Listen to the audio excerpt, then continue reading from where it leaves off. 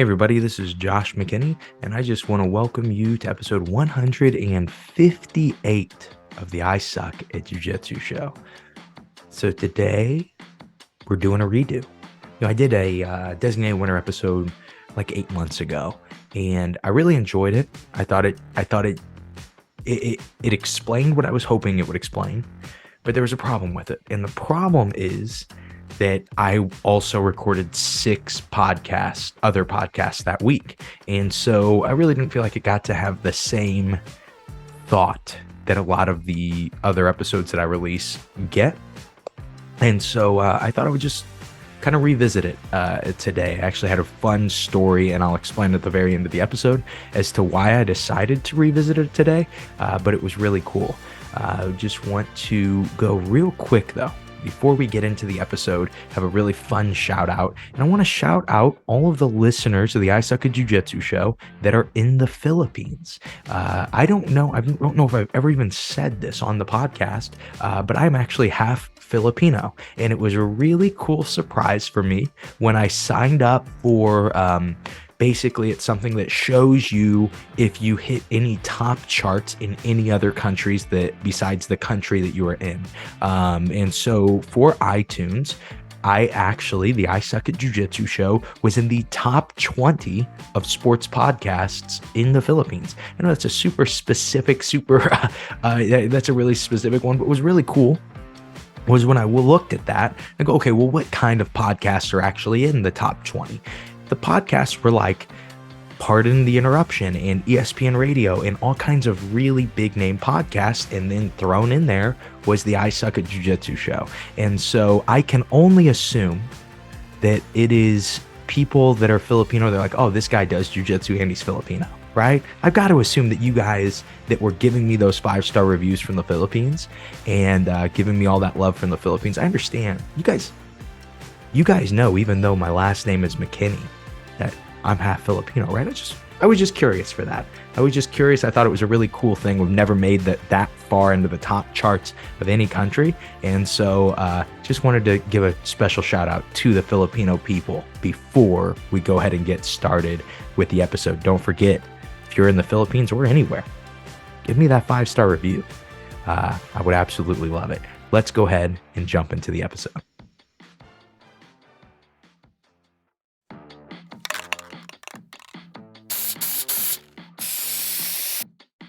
Designated winner.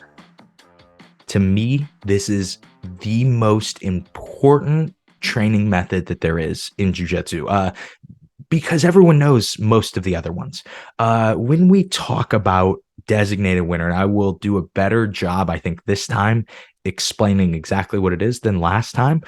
Keep in mind, last time it was like I was recording 7 episodes in like 6 days or 5 days or something like that. And so was a little jumbled. This time, I've actually gotten to spend the last 8 months since the last Designated Winner episode came out, teaching people how to do Designated Winner, explaining what that is, and also getting to see results from people doing Designated Winner. First, I think we could just start out where I left you guys on the last one. For those of you who did listen to the last Designated Winner episode, how is my school doing? Since on 1 day a week, we pretty much stopped with doing, we pretty much let people have freedom to designate and win what they want. So this is what tweak I've made since then.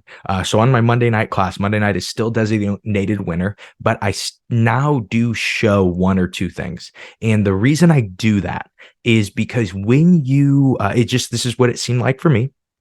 When people are getting off work, and they've spent their first 8 hours of their day and they've been working really hard, and then all of a sudden it's time to do jiu-jitsu. Me giving you too much freedom too quickly, a lot of times it's just hard to make that shift from being at work or just not be doing jiu-jitsu to doing jiu-jitsu. It's like a hard switch to flip. When I show like 1 technique, that switch isn't hard for people to flip anymore. They just pay attention. Maybe they don't even listen to my explanation, but they see the movement that I'm doing. They see that it's jiu-jitsu, and for whatever reason, it clicks. It sparks up something in their brain that says, okay, now it's time to learn jiu-jitsu. It's so interesting. I can start class and I can say, hey guys, we're attacking the back. Does anybody have any questions about this position? Or we're escaping the back. Does anyone have any questions? And some of my students, most of the time, most of my students don't. Most of the time, I just get like blank stares. No, no questions. Then I can show a move. And hey, does anybody have any questions? No, no questions. And then everybody can drill for like 10 minutes. And when I say drill, I'm talking about designated winner because as you'll find out, I only do designated winner at my gym anymore. But that's a spoiler at the very end. You guys don't know that yet. But as you will find out, when you start to get that movement, it puts you into your jiu-jitsu mindset. And then as I go to walk around after 5-10 minutes, these people drilling a move that I just showed them, or an idea. Usually it's not even usually a move, right? It's like, here's 3 or 4 moves that you could do that express this idea.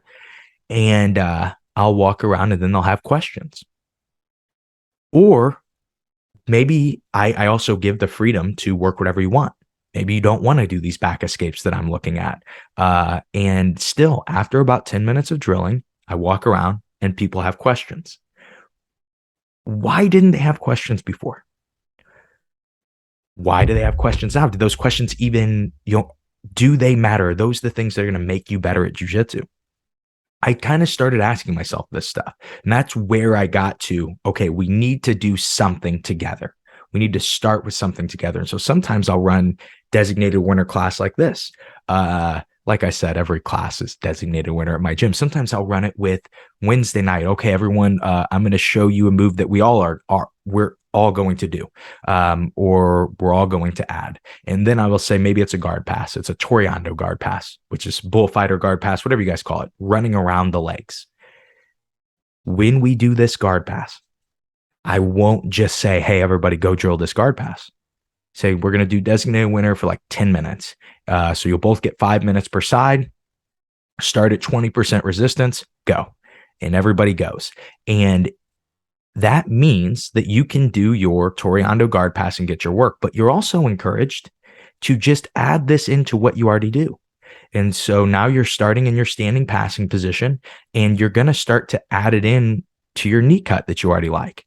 You're going to start to find like, hey, sometimes the knee cut doesn't feel good. So maybe that's when I should go Toriando, or sometimes the Toriando isn't feeling good. And maybe that's when I should go knee cut. You start to ask yourself during this, 3 to 5 minute round of designated winner. And throughout that time, what will start to happen, this is so interesting. I can have all my students stop and go, okay, well, let's look at the next position. Does anybody have any questions? And the amount of questions just skyrocket.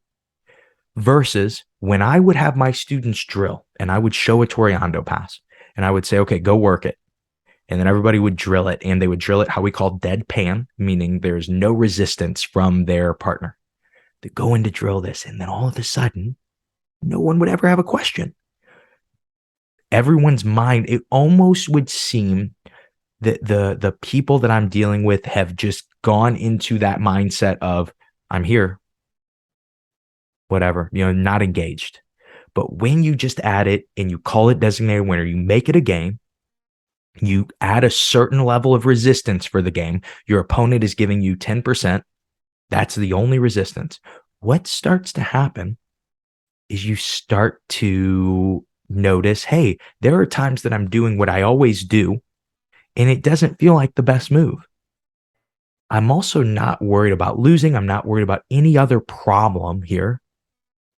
But what's really interesting is I actually care about learning the Toriando, not because my coach said, everyone focus on the Toriando, it's important. It's because my coach gave me the freedom to add the Toriando to what I already use. And that is, in my opinion, what separates designated winner from all other training method.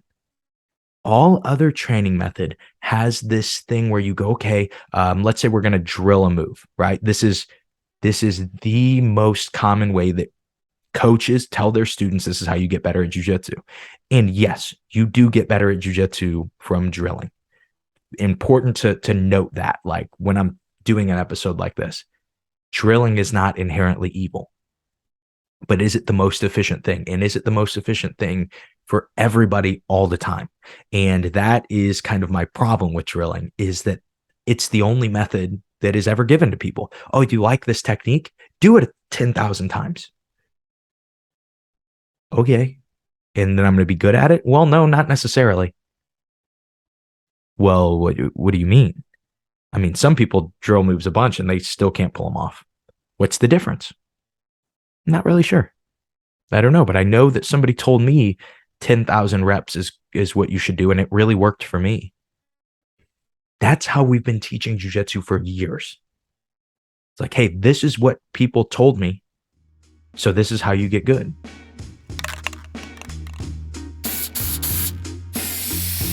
Hey guys, Josh here. Just wanted to interrupt really quick and ask you guys for a favor. You know, I'm about to ask you for a 5-star review. I know I've been telling you every single week how important this is to me, how it is changing the podcast, which in a sense is going to change jiu-jitsu as we know it, at least how I hope and believe. And so if you guys have not done it yet, please give me that 5-star review. I would love a 5-star review, a like, a share, a comment, or whatever. Just some type of love for this totally free content. Now, let's get back to the episode.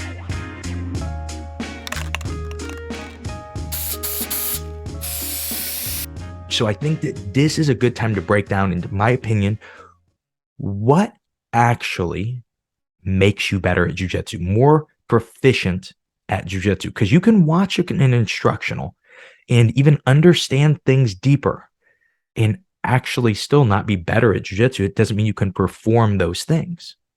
You can drill a move 10,000 times, and yes, you can perform that move better. But if it's not the right move for the right situation, it doesn't help you. It really doesn't get you that much better, right? So here are in my opinion, the 2 things that matter for getting good at jiu-jitsu. First is understanding. Second, repetition. Those are the only things that you need to get better at jiu-jitsu. What I mean by understanding is, I guess this would be a good example. If I am learning from somebody and I ask them, okay, show me side control, and they don't give me a general idea, something that is what they consider the most important fight of side control, most likely I'm going to just throw whatever they say out. If somebody can't break down a position well enough to 1, 2 sentences, a paragraph tops, and explain to me what most of the position is about, what all of the position is about, I don't think that they understand it. This is just my opinion, right? To understand something, you have to be able to think of it simply. You have to be able to, for me, you have to be able to explain it in a sentence. If you can't explain it in a sentence, if you can't explain side control, what the goal of side control is in a sentence to me, I don't think you know it. To me, if you ask me, hey, explain side control in a sentence. Okay, if I'm on top, I need to either get my opponent flat or keep my opponent flat. That's how I think about side control. I don't think about underhooks. I don't think about cross faces. I don't think about knee on belly. I don't think about all north, south, all these other things that there are. I think about the general idea. If he is flat, he is not getting out of side control. If he is on his side, it is going to be incredibly hard to keep him in side control. When you make something that simple, you understand it. And a lot of us aren't going to find understanding on our own. We just find understanding because a guy on a podcast says, hey, you're in side control, keep them flat. That actually matters for mount too. It's the same thought. Keep them flat. You will win way more jiu-jitsu if when on top, you understand what pinning actually is. Pinning is keeping the person flat. It makes it much harder for them to escape. And pretty much every escape that you see from a bad position starts with get on your side. Okay, we're going to do an elbow escape. Get on your side. We're going to do a hip bump. I have to, not a hip bump, like a bridge and roll. I have to get on my side to bridge and roll. I cannot just be flat, right? I have to turn or else you're not going anywhere. Every position in jiu-jitsu, that fight happens. So that means that I understand that position. But just understanding isn't enough. What we have to do is get some repetition. Well, how do you get repetition of a simple thought like keep this person flat. You could spar it live and do positional sparring. You can say, and this is to me, like even at the beginning of the podcast, this is what I was pushing to you guys. Hey, do more positional sparring. And I think most people just don't do enough of this still.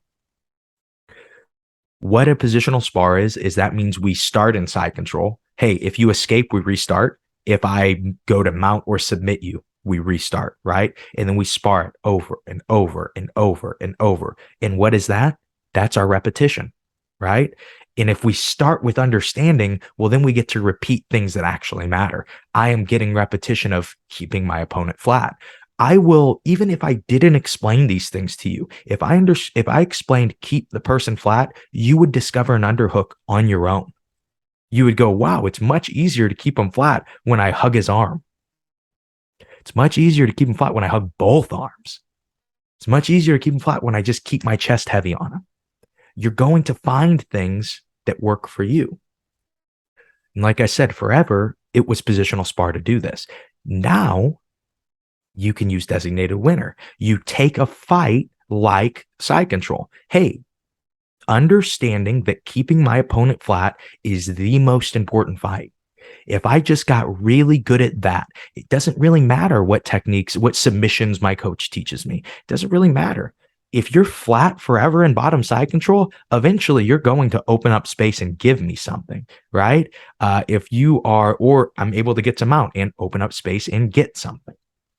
So how we would designated win this is me and you would start sparring. And how the designated winner works, okay, Josh, you're on bottom first. My job is to escape. As I start to escape, I'm going to only give you 20% for the first few reps. As I try to escape, if I start to get to a point where my knee's starting to come in and I'm actually escaping side control, what I'll do is I'll stop. Because remember, you're designated winner.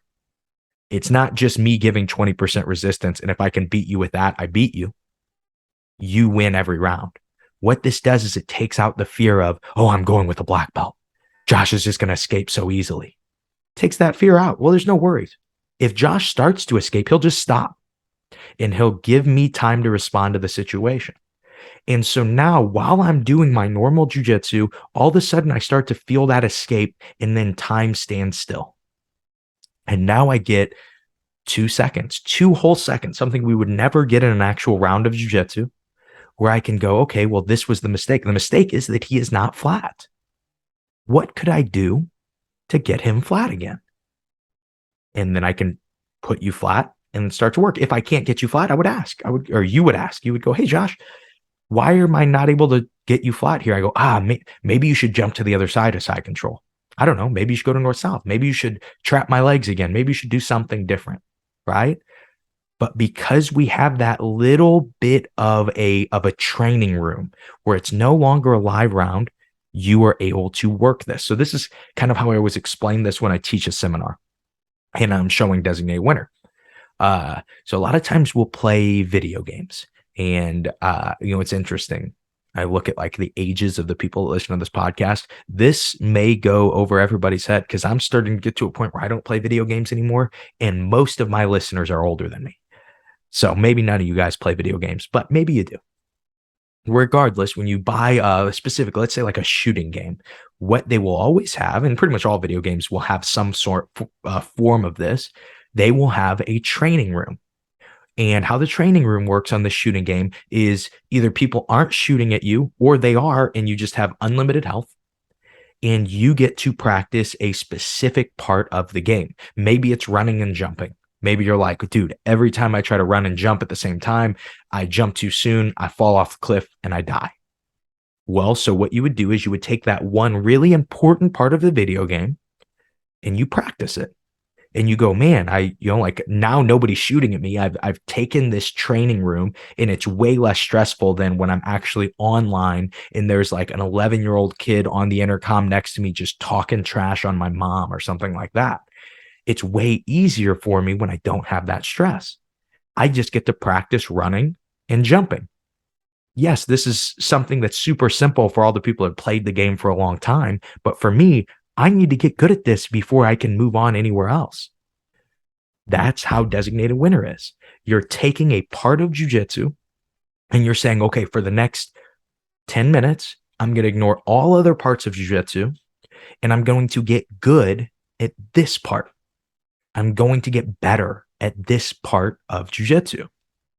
And you create these designated winner rounds. And what will actually happen while you are doing these rounds is you will start to notice yourself getting better at jiu-jitsu. And I know that sounds weird because you literally never feel this ever in any other training method. Nobody ever hits rep 10,000 and goes, whew, now I feel good at this move. No, you hit rep 10,000. You're like, dude, that was a lot. My knee hurts. I really feel like I repeated this too much. Nobody gets to that point and just goes, whoa, I'm noticing myself. But with designated winner, you will actually get stuck. Your opponent will stop. You will finish whatever pass you want, whether you finish, you'll win however you can, right? And then you'll tell your opponent, hey, or your partner, hey, do that again. Same scenario. And then I'll fight my way into that same scenario, and then I will hit it again. Good example of this. One of my students was working side control. Her and her husband were working it, and she was struggling to like comfortably get to from side control to mount. Like not in a sense that she couldn't bring her leg over and end up in mount, but a sense that she was struggling to do it while he was resisting and while he was moving. So we said, hey, let's do designated winner with this. And literally she was feeling so uncomfortable moving her upper body or moving her body while she was on top, right? Usually this just happens because you're worried about losing your position. And so like it took a minute and 10 seconds for her to get her first true rep because he was giving her about 20% resistance. He was keeping his knees in, making it hard for her to get to mount. Then she did it again. The next rep took about 30 seconds. So already right there, if you are keeping track at home, she got twice as good at the move in 1 minute and 10 seconds. And now 30 seconds, right? And then she was doing the move in 5 to 10 seconds. She's a blue belt. She's newer, very new blue belt. So she's newer to jiu-jitsu still. I didn't show her how to get to side control or to mount. She said, I have trouble with this. I said, okay, get in the position. Get to mount. And she did, right? It took a long time at first, but she was able to teach herself how to get to mount. And she was able to double her ability to go from side control to mount, to double it in 1 rep. Even if I showed her a breakdown of every little inch that my body moves when I go from side control to mount, there is no way that she would have gotten that level of progression between a deadpan rep of no resistance. There's just no way. But when you do it, when you do a rep with resistance, with the jiu-jitsu that you already know, because remember, everything else, I'm only working on this little aspect, moving from side control to mount. Everything else is just my normal jiu-jitsu, my normal idea of keep you flat, my normal attacks, my normal pressure. Everything else is normal. But then I'm adding just this little sliver into jiu-jitsu, your jiu-jitsu, and I'm just getting good at it, just really specifically. And I hope that it's through the airwaves, this is coming over right, or this is making sense to you guys, because that is the most important part of this is how different this is from drilling, and how different it is from positional sparring. If I had let them just positional spar this position, most likely, her husband's a purple belt and super duper strong. If he's given 100% resistance, he's getting out of that position, even if she's doing most of the technique right? But since we broke it down and made it this, hey, don't worry, we're just going to play a little game. We're going to play a game of designated winner. And so I think we'll move on to the last thing. And I think these are just kind of more of the ways to utilize designated winner. And the first off, I think the reason that you should be doing this is because it will protect your body. Maybe you don't deal with the same problems that I do. Maybe just like the last 15 years of training a lot of jiu-jitsu has finally caught up with me. But as far as I know, as far as I understand, jiu-jitsu is hard on your body. in trying to find ways to make it less hard on your body, finding ways, utilizing ways to make it less hard on your body is going to be really important to training for a long period of time. That's like the biggest thing with jujitsu. The biggest thing with getting good at anything is you do have to be consistent. You have to do it for a long time, right? To separate yourself from all the other people who just jumped in and jumped out.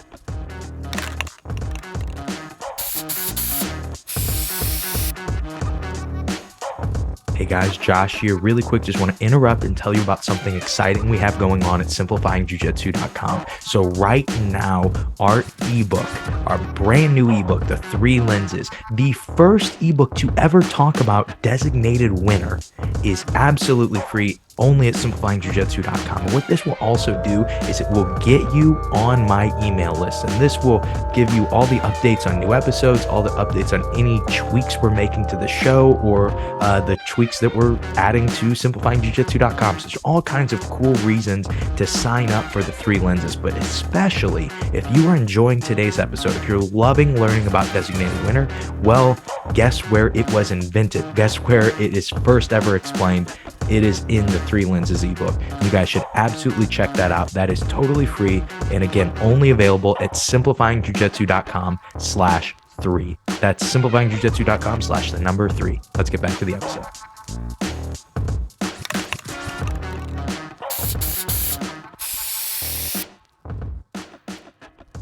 But when you are consistent, when you're being consistent in jiu-jitsu and you're starting to progress, you will find that injuries are just a part of the game. Now, with designated winner, you have a way to get better without going full bore. So maybe you're just training too much, and this could be this big help to not train as much. You start to have really like well-defined goals and techniques and ideas that you want to get better at. You make sure you're consistently doing designated winner, and then you can even have certain days that you go hard. You know, and maybe 1 or 2 days a week, you're going hard instead of 5 or 6. And during those 1 or 2 days, you're getting all kinds of data, all kinds of things that you are missing out on, that you're saying, oh, I should be better at this. This isn't working for me or whatever, that you can then take to your designated winner training. And so utilizing it that way, super important. But also, what if you are injured? Now you have a way to get better while you're actually injured. Okay, I have a knee injury. I can't do any type of guard passing, but I can play certain guards and I can play designated winner from them. And since my opponent's giving me 20% and I get to win every single round, I'm not even worried about getting re-injured. It's not like when you go in with a knee injury and you tell your best bud, hey man, we'll go light.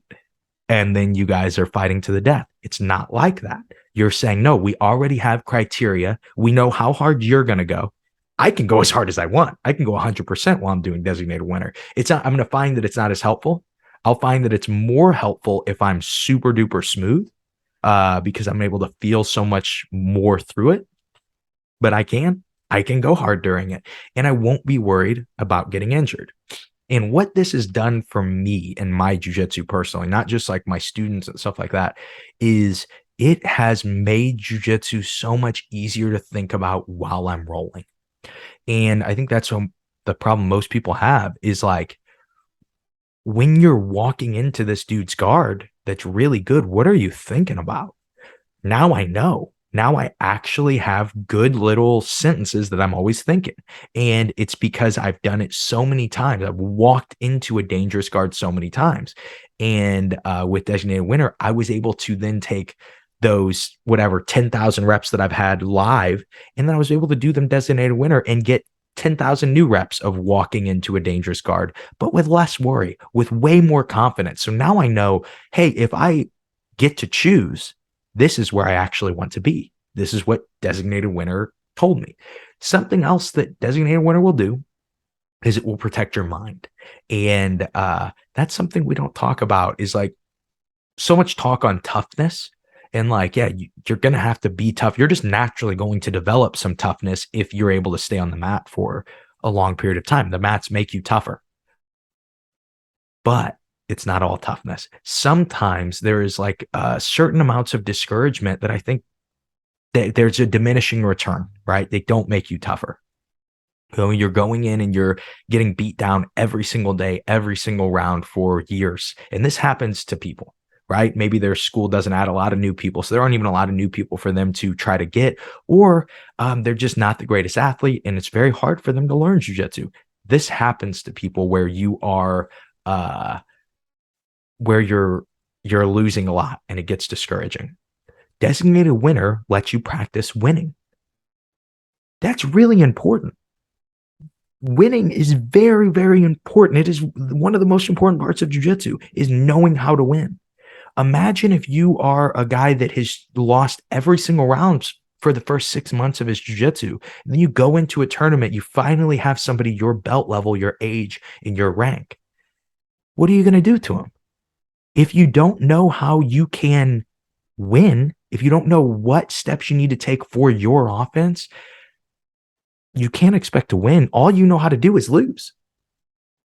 You've got to learn how to win. And this is one of the easiest ways to learn how to win. For the longest time, you couldn't learn how to win in jiu-jitsu because no one would be nice enough to you to let you win. So you didn't even get practice, or you're just waiting for those people out coming in on their trial class. And those are the only people that you get to practice winning against. What designated winner does is it takes the ego out. So it doesn't matter. Yeah, I could lose 100 times to my white belt playing designated winner. It does not matter. They're supposed to win, and they are getting better each time. And that's the last point about this to me. And to really utilize designated winner is finding the right partner. So if you have a good partner, somebody who will be consistent, hopefully somebody who you have a pretty similar schedule to, so you guys will just, it's easier for you guys to be able to get your training in than having to figure it out each week, like schedule it each week. Somebody you enjoy talking to, and a lot of times somebody who you either have similar jujitsu to or similar jujitsu goals. So maybe you both want to be competitors. You play totally different games. You designate to win your own stuff, your own games. But still, there's something there because you guys are, you have this common goal. Or another reason is maybe you are both playing X guard and you're both trying to add back takes to your X guard. And you're like, hey, Brad, we should add back takes to our X guard, me and you, and we'll partner together and do it as long as we can and until we get better. And then since we both now have this, let's work on back attacks together. We both just added back takes and we're taking everybody's backs because we know about designated winner from the I Suck at Jiu-Jitsu show, and we refuse to tell any of the other guys from our gym about it, right? The show or designated winner. We're keeping it to ourselves. And hey, I'm cool with that. If you guys use the show to just supercharge your jiu-jitsu and you're like, hey, I'm the only guy at the gym that even knows about this show, everyone's like, man, you're getting so much better. Don't tell them. Keep it to yourself. Just be like, yeah, just stuff I'm coming up with on my own. Yeah, have fun with it. But shoot, I lost my train of thought. I really haven't ranted too much. I've stayed pretty much on topic this whole time. I don't like it. But what you can start to do is you can start to think more specific. You can start to think more simple when you're doing designated winner. For me, people really like the ways when I'm teaching, they'll say, oh, wow, you really explain this in a unique way. And to me, of course, I explain it in a unique way. It's my perspective. This isn't somebody else's perspective that I'm sharing with you guys. This is how I see jiu-jitsu. This is what I tell myself while I'm going into this round. This is where I think about my head should be in these rounds. It's not because somebody told me. To me, I think that waters down jiu-jitsu. It's like I'm just reiterating what was taught to me, and it was this guy's perspective. How am I supposed to explain this guy's perspective? I can only show you mine. I can only make my way of thinking simple for me, right? And I think you need to be doing that the same way. And so, yes, maybe Josh says that keep this person flat is the most important thing from side control. And maybe that's helpful for some people. But maybe for other people, the concept of what they call the open and far concept, the far shoulder needs to be on the floor and the near elbow knee space needs to be open for you to be in side control. That's how you should think of side control. You have to find what works for you. However you explain side control and it makes it easier for you to understand, that's what you should be doing. And with designated winner, you can develop this stuff on your own, without coaches, without somebody watching every single little thing. The one complaint that I really do have about Designated Winner is my students don't freaking talk to me anymore. I have to work hard to get questions at my gym now. I used to like get done with class and then just sit and people would just walk up to me and like grab one of my legs and start leg locking. If still people do that, but way less because they can figure it out on their own. I give them my answer to like the way I like to do jiu-jitsu that way. They may even have a different preference and say, this isn't going to work for me. I would rather do it this way. Right. So that is a very, very, detailed explanation of what Designated Winner is. Last little Designated Winner stories. I've had a few. One, people at tournaments have been coming up to me and telling me about how much they like it and how much it has changed their game and how much it just made jiu-jitsu easier for them to learn. And so to me, if you're somebody that has been trying this, I know it's been 8 months now that it's that I shared it with you guys. So maybe some of you have been experimenting with it and really liking it. If you guys have some success story of Designated Winner, please send it to me. No idea what I'm using it for. I'm not like creating a Designated Winner instructional or anything like that. I just would love to hear about it from you guys and give me a little more data, a little bit more ideas on how to utilize it. Something else happened today, actually. I had a few other ones that I was thinking I might do, a podcast I might record. I was scrolling through Facebook and I saw a black belt from Chicago. Her name's Taylor Biaggi, and she was, I'm like watching. It's just a video of drilling, and I'm like, oh, she's not drilling. She's doing something like Designated Winner. I can tell it's, she's hitting multiple things. She's hitting different moves. It's not just her drilling an X guard entry. She's in X guard and then she's in single leg X. She's doing all kinds of different things.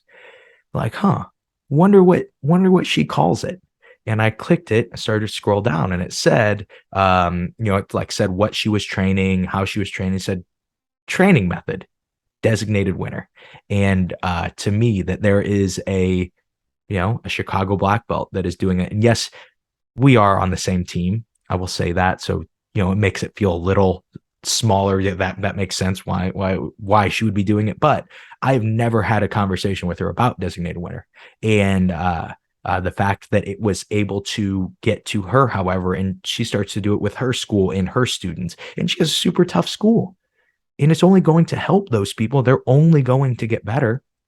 And so to me, seeing it grow to an extent that like I can see people online doing Designated Winner, that is like the coolest compliment in the world to me. So just anyone who's willing to try out this method. And then also, you may have a method that's very similar to what I call Designated Winner. That's good, right? I'm not saying we're the only people ever do this, right? There are people that do this, but to me, the people that do it, a lot of times they don't even have a name for it. If it's this big thing that you and all your guys, you all train this way, why have you not told anybody about it? I think that there are schools that are doing these type of things, but they don't have a word for it. And to me, that word, it's Designated Winner. People that have wrestled. I'll explain this to people that are wrestling, that have wrestled their whole life. And they're like excited. They're like, yeah, we do this in wrestling. We don't do this in jiu-jitsu. Why don't we do this in jiu-jitsu? I don't know. Now we're going to start. And so that is the long and short of why you guys should be doing Designated Winner. Hope you guys like this one.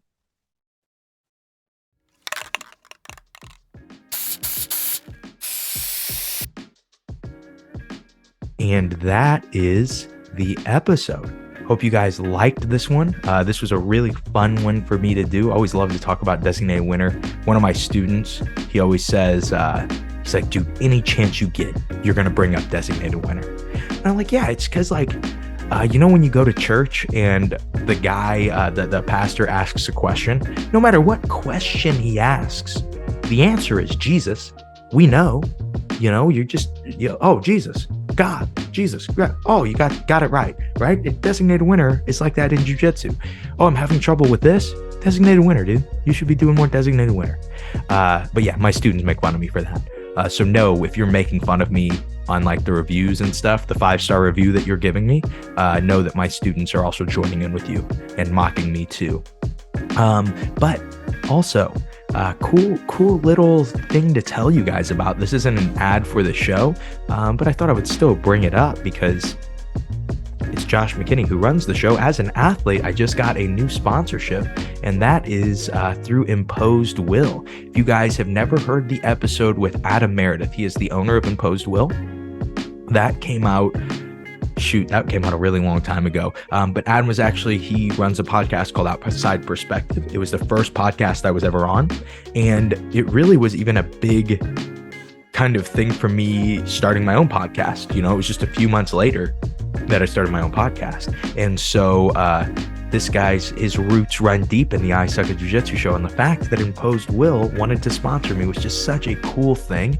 And on top of that, another callback to the show, I get to fight another one of our sponsored athletes from Imposed Will, and that is Cody Kellison. And we will fight each other to the death on November 6th in St. Louis. And it is an event called Strange Hands. For you St. Louis people, you were probably familiar with Four Hands Brewery and Strange Donuts. Both of these restaurants get together to sponsor this event that is being held by Imposed Will, and it's going to be a grappling show. They made a terrible choice, and Cody and I are actually the main event. We're the headliners. We will make sure to make a mockery of all of that and explain to them why it was a bad choice to pick us. But if you guys haven't heard Cody's episode, you should check that out. I think it's titled The Most Powerful Episode of the I Suck at Jiu-Jitsu show. And it's a super good episode. It's a really good listen. He's a really good guy, and I'm excited to get to fight him to the death.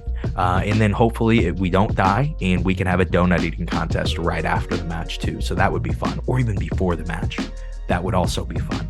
But regardless, if you guys wanted information on how to get tickets and things like that, I will be sending out some links only on my email list. And so if you guys ever want to message me, talk to me, josh@simplifyingjujitsu.com, you can send me an email. Or if you want to get part of the email list and get information about super fights that I have apparently, or just different things that are going on with the show, with my life, with my team, the best way to do that is to sign up for the email list. You can go and sign up for the 3 lenses, the free ebook, and it will automatically put you on that email list, and you will get a really, really good free ebook. Remember, that's only at simplifyingjujitsu.com/3. And the link is in the description too. But yeah, that's all I have for you guys today. Was telling you about the donut contest, the donut eating contest, and the fight to the death. It's weird fighting somebody that's been on the show before. It's weird. Like, should I delete that episode? Should I be like, oh no, I hate this guy now? Nah, you know what? Cody's a good guy. I'll keep the episode up. We'll see. If he beats me though, I'll tell you this. You'll never hear his name on the podcast again. It's deleting that guy for sure. No, I'm just joking. But yeah, that's all I have for you guys today. I hope you guys enjoyed today's episode. Hope that you start to do designated winner. Hope when you do, you let me know and you tell me about how much it helps your jiu-jitsu. And most importantly, I hope today's episode helps you guys suck just a little bit less at jiu-jitsu. Have a great day, guys.